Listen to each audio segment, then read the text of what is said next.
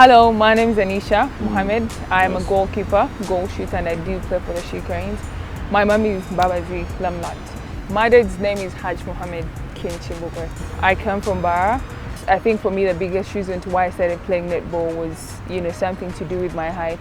I had so many people constantly ask me, most especially strangers ask me that, you're so tall, are you a model? Because I used to be very slim and tall.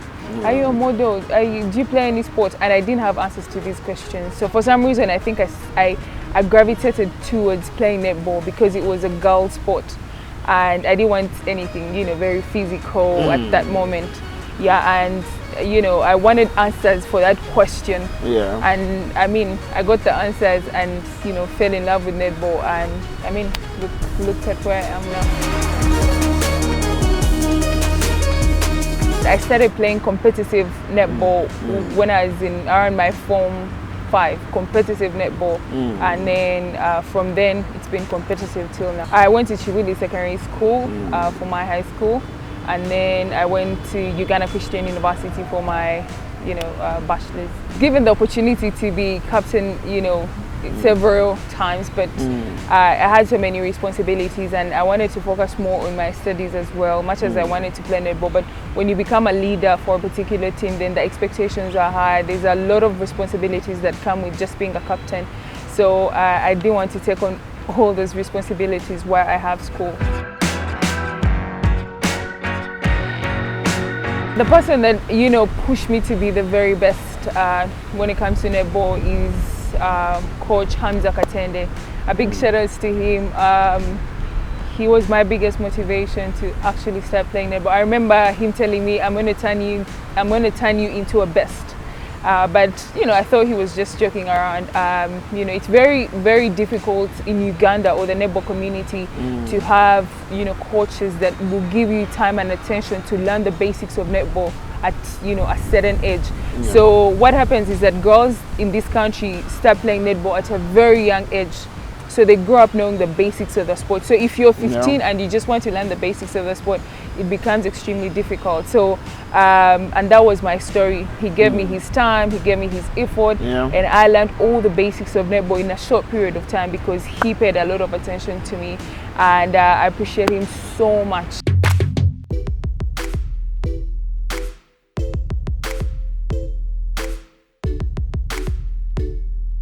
I have siblings who are quite tall, but they don't do any sports. The ones that play football, they just do it for fun, but not competitive. Yeah. I think on court, I'm a very technical player. I think I'm a player that will watch and understand the situation. I'm that kind of player. I've learned to be very competitive, extremely competitive, and a big shout out to my coach, Coach Mugira, who teaches you he gives you, the opportunity to understand that you're on court, but you've got to fight. You're not just on court to play, you're here to fight. So I'm just, improving and growing because netball is about growth. And, when you have a coach that gives you an opportunity to, understand that you have room to grow, you have room to fight, you have room to present yourself, it's absolutely amazing. So yeah, being extremely competitive. I love to be a team player. I'm not a selfish person. I love to be a team player. So I don't really mind, creating a good play for my teammate or, making my teammate shine if there's an opportunity to, shine. So I don't know if I'm a great leader, but I think I have my crazy leadership skills and I'm a very good communicator. I'm very articulate and I'm very straightforward with what I have to say. So, that's why I'm on court. And off court, I'm a very sweet person. I was someone, I think for the very first time when I was about 17 or 18 to be on the national team. I think for me that's brilliant. That is brilliant. No one expected that. Not even my parents, the parents that were not supportive before, now realize that, it can actually turn out to be something really brilliant. So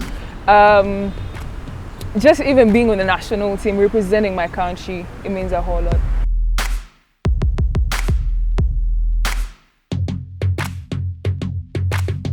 But there's so many challenges. I think for me the biggest challenge was to fit in.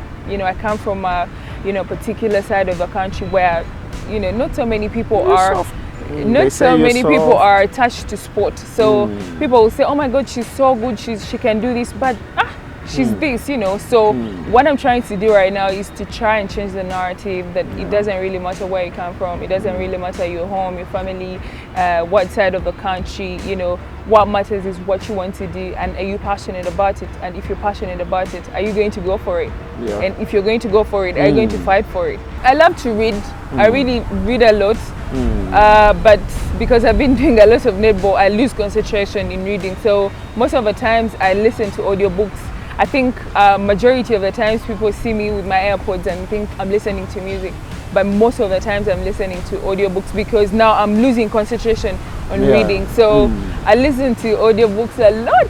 I believe if you want to learn and grow as a person, then you've got to listen from so many people's experiences. Most people think I'm the kind of person that goes out, goes to party, but I don't do that. Yeah, I'm a good dancer, but I just dance in my, in my zone, in my space.